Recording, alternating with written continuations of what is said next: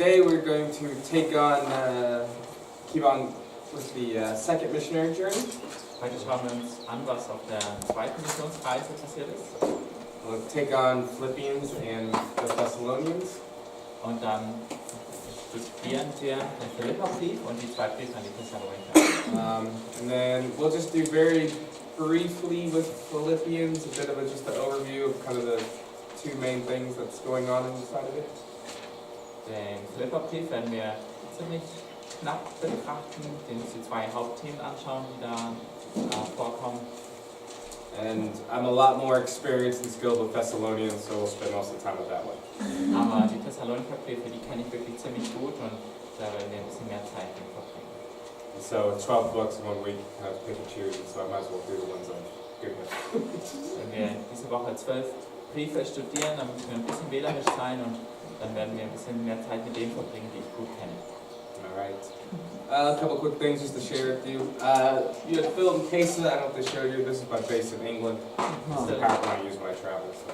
Phil und Kesa waren ja hier und haben euch von der King's Lodge was gezeigt, also das ist auch meine Base in England. Yeah, so it's quite beautiful as well. But I wanted to show you because I told you about working on the Next Wave ship. So this is Next Wave if you've never seen it before. Und dann wollte ich euch noch diese Segelyacht zeigen, das ist die Next Wave, von der ich euch erzählt habe. It's currently in Lesbos, helping kind of just host outreach teams with the refugee camp there. Sie liegt gerade in Lesbos, wo Einsatzteams auf dem Boot übernachten, die dort ihren Einsatz machen unter den Flüchtlingen. As I mentioned, in 2014 I led a DBS on this. Ich habe ja erwähnt, dass ich 2014 eine DBS auf diesem Schiff geleitet habe. And this was where our school was. Das ist Ort von unserer Schule stand. It might be a little clear, but we started in Cyprus, Wir haben in Zypern losgelegt, to Paphos, which I mentioned yesterday, an dem Städtchen Paphos, das ich gestern erwähnt habe. and then we went down to Israel Und dann sind wir runter nach Israel. for a week and did an archaeological tour, Und dort eine archäologische Tour gemacht. and then we sailed up to Turkey, Dann sind wir hoch in die Türkei just gesegelt. kind of following the coastline, and Antalya was mentioned. Well, it's kind of within the first missionary journey. Did you get close to Tarsus? Yeah, we got fairly close to Tarsus. Yeah. So yeah, when we first hit Turkey, that's very close to Tarsus. Da wo wir zuerst an die Küste der Türkei gestoßen sind, das ist recht nah. So there's nothing really there to see. I mean, Orthodox Church, St. Paul or whatever, but that's about it. Aber heutzutage kann man da nicht mehr viel erkennen. Eine Kirche, die heißt die Pauluskirche. Yes, and then we sailed around to Antalya, Und dann sind wir sogar gesegelt. and that's when Paul going in and out of, from Cyprus into the mainland and coming back out the first missionary journey, that's the port town, so he passed through there. Das ist diese Hafenstadt, wo Paulus dann auch auf der ersten Missionsreise in die Türkei hinein ist. Yep, then kept following around the coast. At one point, I had some trouble with some corrupt official that wanted a bribe, so we had to run off to Greece, so we went to Rhodes. Sind wir da der Küste gefolgt, hatten zwischendurch auch mal Probleme mit Regierungsbeamten, die ein Bestechungsgeld gefordert haben, mussten wir kurz nach Griechenland rüber. Eventually, we were able to go up in kind of the top part of the route in Turkey. That's where Ephesus is.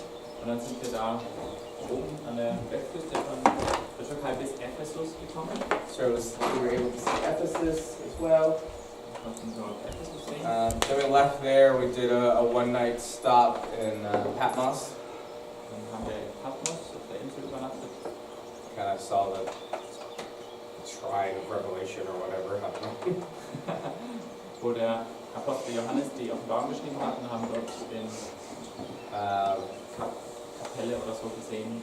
So if you get to travel, there are archaeological sites and then there are commemorative sites. Wenn man auf so einer Reise ist, man hat einerseits archäologische Ausgrabungsorte und dann gibt es noch solche Orte, die den Heiligen gewidmet sind. So commemorative sites are often overly done. Nobody knows if it's the actual location or not. So, but Und bei denen ist es manchmal ein bisschen übertrieben oder man weiß nicht genau, ob das wirklich stimmt, dass der Apostel genau an diesem Ort war. and then we sailed across the Aegean to Athens. Dann sind wir durch die Ägäische See rüber nach Athen gesegelt. And we did a really cool archaeological tour of Athens and Corinth, which is just a little bit to the west there. Wir haben da eine coole archäologische Tour von Athen und von Korinth gemacht. Then went through the Corinth Canal, which I'll show you later this week. And then kind of up to Corfu, the most northern point. Und dann sind wir durch den Korinther Kanal gesegelt und dann hoch nach Corfu. Then we did a nice long sail to Sicily for a couple days, and then down to Malta.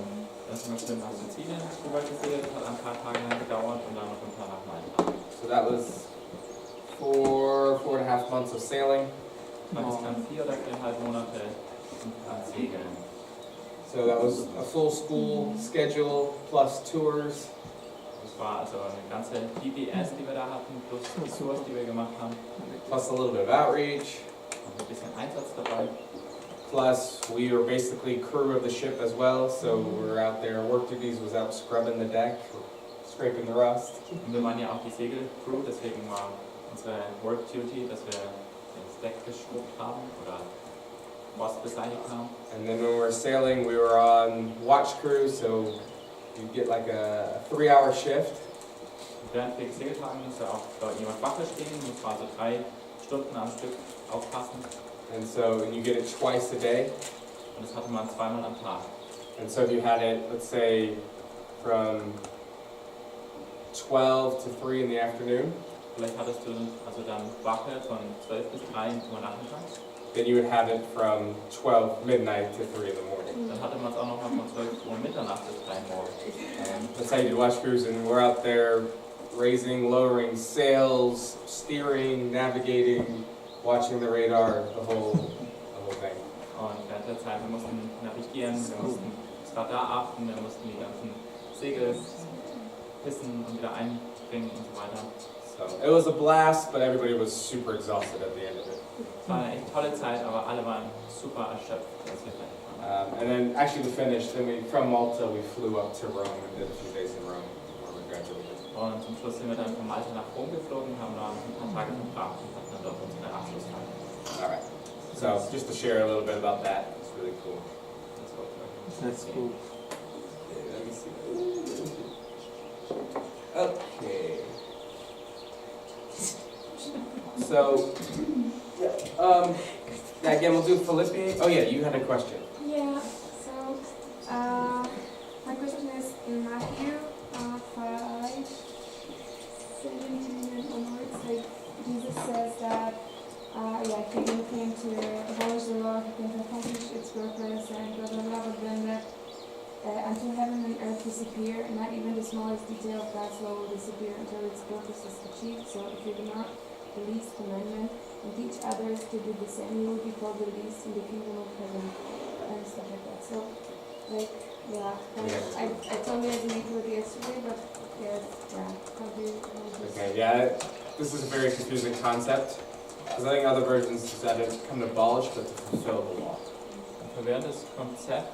Also Jesus sagt im Prinzip, er ist nicht gekommen, um es abzuschaffen, sondern um es zu erfüllen, das Gesetz. So what Jesus did is he was the one person that fully lived out the law. Jesus war die eine Person, die tatsächlich das Gesetz voll ausgelegt hat. But then he received the full punishment of the law. Und er trug auch die volle Strafe des Gesetzes auf sich. So it's I think the concept is it's balancing the scales. Und ich verstehe das so, dass da die zwei Hälften der Waage in der Waage gehalten werden. And then he comes and he says, I make a new covenant with you. Und dann sagt Jesus, ich schließe einen neuen Bund mit euch. Okay? So the way I see it, Wie ich das also sehe, it's 2 contracts. ist, dass es 2 Verträge gibt. And kind of make a simple terms of it. Let's say you have a 2-year cell phone contract. Sagen wir mal, du hast einen 2-jährigen Handyvertrag. You pay so much a month for 2 years and you get so much data, so many minutes, so many texts. Man zahlt so und so viel Euro pro Monat und dann bekommt man so und so viel Guthaben für Internet-Downloads und SMS und so weiter. And usually within the terms, if you break the contract early, you got to get a termination fee and da da da da da da. Und dann stehen da alle möglichen Bestimmungen. Wenn man früher rausgeht aus diesem Vertrag, dann muss man dann eine bestimmte Strafe zahlen und so weiter. But at the end of that 2 years, a lot of times you keep going on it, or you can go back to the company and see what deal they have running. Am Ende der 2 Jahre kann man entweder weiter machen mit diesem Vertrag oder man kann auch zu dem Handyunternehmen gehen und schauen, was man sonst machen kann. Let's say they're running a new deal, you can get more data and a new phone for a better price. Und sagen wir mal, die haben ein neues Angebot, die haben jetzt mehr Datenvolumen oder ein neues Telefon für denselben Preis. You say, okay, let's do that. Und du sagst, okay, das will ich jetzt abschließen. Okay. Did anybody break the old contract? Hat damit jetzt jemand den alten Vertrag gebrochen? Did anybody break the old contract? No, it was fulfilled. Ja, der alte Vertrag, den haben wir erstmal erfüllt. And so Jesus fulfills the law, he fulfills the contract. Jesus erfüllt das Gesetz, er erfüllt diesen Vertrag. And then he makes a new contract, a new covenant. Und dann macht er einen neuen Vertrag, einen neuen Bund. And it has new terms. Mit neuen Bedingungen. Okay? Of course, when Jesus is speaking this in Matthew, Natürlich, wo Jesus das gesagt hat in Matthäus, he hadn't completely fulfilled it yet. da hatte er den alten Bund noch nicht komplett erfüllt. And, he's getting there. Er ist noch auf dem Weg dahin. Does that help, or is it still struggle? Yeah, so because he didn't die yet. And it wasn't, the way I looked at the terms, abolish versus fulfill, to break, to whatever the law, or to fulfill the law. Wenn wir uns anschauen, abschaffen und erfüllen. Er hat den Bund ja nicht gebrochen, sondern er hat ihn erfüllt.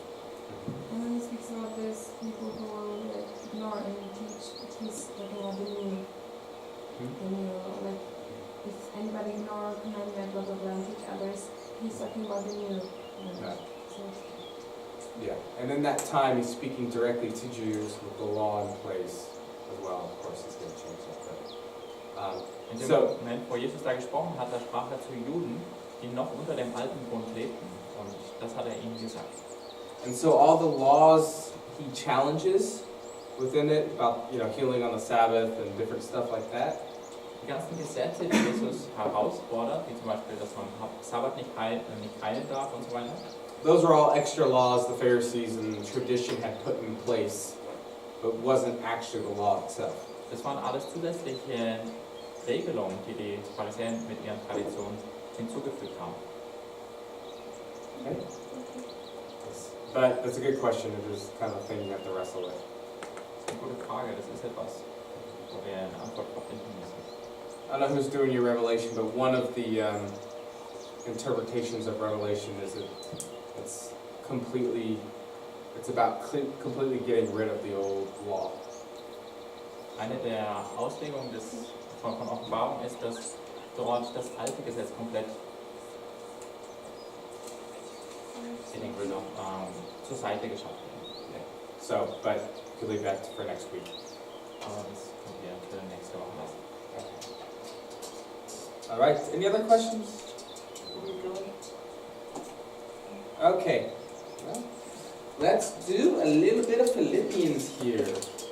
Okay, machen wir ein bisschen mit dem Philipperbrief was.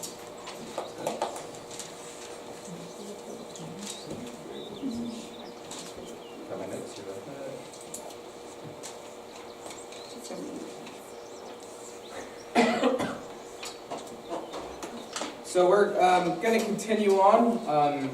We kind of finished up partway into the second missionary journey yesterday. Wir machen jetzt da weiter, wo wir gestern aufgehört haben. Wir waren ein Stück in die zweite Missionsreise des Paulus hinein. Where Paul went and kind of visited these churches in Galatia to encourage them. Things. Wo Paulus die Gemeinden in Galatien nochmal besucht hat, um sie zu ermutigen und so. All right. So the next part of the journey takes place in Acts 16. Der nächste Teil der Reise findet in Apostelgeschichte 16 statt. And just quickly to say, this is where he gets, you mentioned the Macedonian vision, and he's directed to go up a particular way to Macedonia. Das ist, wo diese Vision, der mazedonische Ruf, stattfindet. So he stops to Mysia, Troas, up to Samothrace, and then up into the mainland, and ends up in Philippi. Da reist Paulus hoch nach Troas und reist dann weiter nach Europa. All right, so let's look at kind of the start of this church. If somebody could read, this is chapter 16, verses 11 through 15. Schauen wir uns mal an, wie die Gemeinde in Philippi gegründet wurde. Lesen wir in Kapitel 16 ab Vers 11. 11 bis 15. We boarded a boat at Troas and sailed straight across to the island of Samothrace. And the next day we landed in Neapolis. From there we reached Philippi, a major city of the district of Macedonia and a Roman colony, and we stayed there several days. On the Sabbath, we went a little way outside the city to a riverbank, where we thought people would be meeting for prayer, and we sat down to speak with some women who had gathered there. One of them was Lydia from Pieratt, a merchant of expensive purple cloth who worshipped God. As she listened to us, the Lord opened her heart and she accepted what Paul was saying. She was baptized along with other members of her household, and she asked us to be her guests. If you agree that I'm a true believer in the Lord, she said, come and stay at my home. And she urged us until we agreed. All right, so this is the start of Paul evangelizing, kind of the start of the church. Do you understand what happened about them going to the riverbank at a meeting place? Hier sehen wir das erste Mal, wie Paulus dort den Glauben weitergibt und die Gemeinde sozusagen gründet. Versteht ihr, was passiert ist, als Paulus dort ans Ufer gegangen ist? So what does that tell us about what's going on in the city? Und was sagt uns das darüber, was in dieser Stadt los ist? It was a small city and they didn't have a synagogue, so they went on the water. Okay. So basically they don't have at least 10 Jewish males. Das heißt, es gab keine 10 jüdischen Männer dort. Okay. So when they don't have 10 Jewish males, you don't have a synagogue. Weil deshalb konnten wir keine Synagoge dort gründen. And so they would have so the women and the couple men that would be there, they would have a place, usually near water, where they meet. Und die Frauen und ein paar Männer, die vielleicht dabei waren, die versammelten sich dann am Wasser. Of course, because of their ritual washing and such. Da gab es rituelle Reinigungen mit Wasser und so weiter. It also says Philippi is a Roman colony. Das heißt auch, dass Philippi eine römische Kolonie war in Vers 12. Do you know what that is? Wisst ihr, was das bedeutet?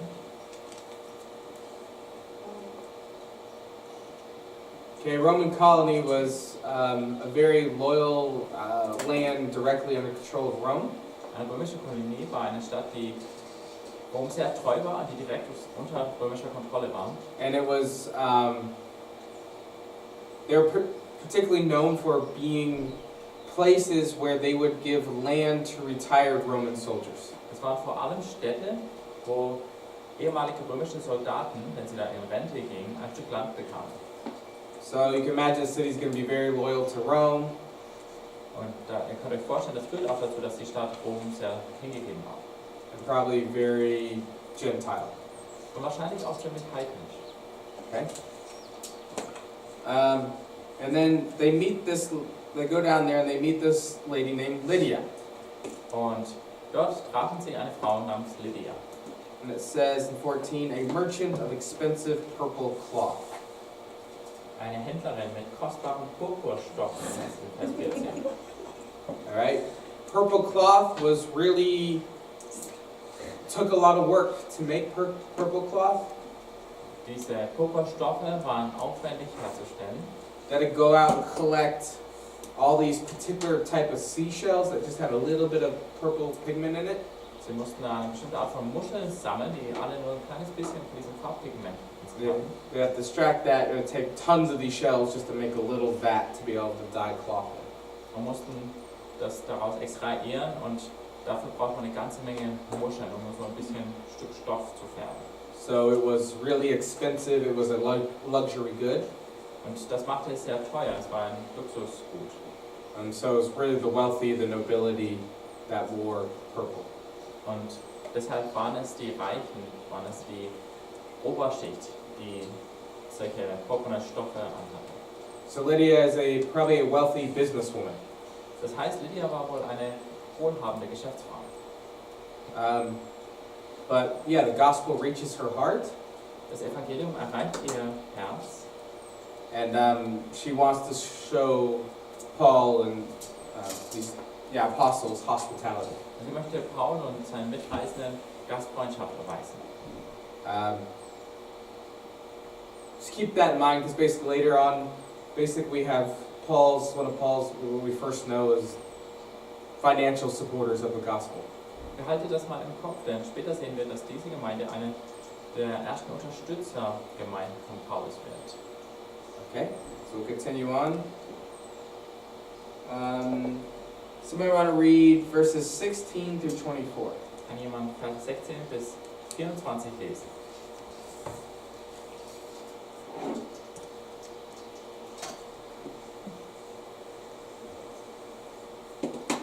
One day, as we were going down to the place of prayer, we met a demon-possessed slave girl. She was a fortune teller who earned a lot of money for her masters. She followed Paul and the rest of us, shouting, "These men are servants of the Most High God, and they have come to tell you how to be saved." This went on day after day until Paul got so exasperated that he turned and said to the demon within in her, "I command you in the name of Jesus Christ to come out of her." And instantly it left her. Her masters' hopes of wealth were now shattered, so they grabbed Paul and Silas and dragged them before the authorities at the marketplace. The whole city is in uproar because of these Jews. They shouted into the city officials, "They are teaching customs that are illegal for us, the Roman, to practice." A mob quickly formed against Paul and Silas, and the city officials ordered them stripped and beaten with wooden rods. They were severely beaten, and then they were thrown into prison. The jailer was ordered to make sure they didn't escape, so the jailer put them into the inner dungeon and clamped their feet in the stocks. Yeah, there. Yeah, I think that's where, yeah. So, key events of what's going on here in Philippi. Also, das ist so ein ganz wichtiges Ereignis, was hier in Philippi stattfindet. There is basically the big point is there is persecution against the gospel. Es findet Verfolgung gegen das Evangelium statt. Obviously, he gets tired of the slave girl who's demon possessed, seeing he carries the true message and proclaiming it herself. Es geht Paulus auf die Nerven, dass dieses Sklavenmädel ihm die Botschaft wegnimmt. He ends up casting out the demon, but that ruins her fortune-telling abilities or whatever. Treibt den Dämonen aus ihr aus und damit verliert sie ihre Wahrsagereikünste. So obviously her masters are not very happy about that because that's a lot of money they're going to lose. Ihre Besitzer sind nicht so glücklich darüber, denn damit entgeht ihnen viel Geld. So they start a mob and start an uproar. Somit wiegeln sie eine Menschenmenge auf, die sich erhebt. And of course, you've got to remember, and this is going to be repeating, Roman cities were left to rule themselves.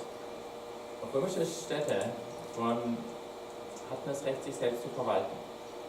As long as they paid their taxes Solange sie ihre Steuern zahlten and they kept the peace of Rome. und den römischen Frieden hielten. Now, like what we saw with Jerusalem and some other places, if the peace is not kept, Aber wie wir dann bei Jerusalem sehen und manchen anderen Orten, wenn dieser Frieden nicht gehalten wird, the Roman army marches in and peace is enforced. dann kommt die römische Armee hereinmarschiert und sorgt dafür, dass dieser Frieden wiederhergestellt wird. And the Roman army generally liked to make examples of people rather than just deal with the problem. Und die römische Armee hat da gerne exemplisch statuiert, statt einfach nur die Lage zu besänftigen.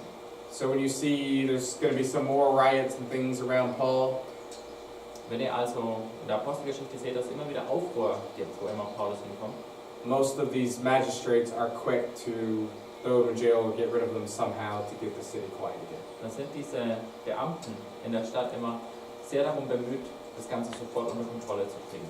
Again, there's probably not very many Jews in Philippi, and it's very Rome loyal. In Philippi gab es wohl nicht so viele Juden und die Stadt war sehr treu gegenüber Rom. So they play off this. They say the whole city's in an uproar. Uh-oh. Und das geht jetzt so, das heißt, die ganze Stadt ist im Aufruhr Because of these Jews. wegen diesen Juden. And they are teaching customs that are illegal for us Romans to practice. Und die Beschuldigung war, sie reden den Leuten Dinge ein, die im Widerspruch zu unseren Bräuchen stehen. I don't know if you cover this in Acts, but Romans had a pretty liberal rules about religion. In der Apostelgeschichte habt ihr vielleicht gelernt, dass die Römer sich recht liberal eingestellt waren gegenüber Religion. Generally speaking, if you're a pagan, you have one rule, Allgemein gesagt, wenn du ein Heide warst, hast du nur eine Regel. and that's there's always room for one more God. Man kann immer noch einen Gott hinzufügen. So they're pretty okay with it, but they did have another saying. So ungefähr ein Gott geht immer noch. They would generally allow a religion, cult, whatever, as long as it was old and respected. Und so haben sie verschiedene Religionen und Kulte geduldet, solange sie eine alte Tradition hatten. But they thought the Jewish God, only having one God, and the circumcision and all that dietary laws was really, really weird. Aber sie fanden diesen jüdischen Glauben mit einem Gott und der Beschneidung und verschiedenen Essensregeln total komisch.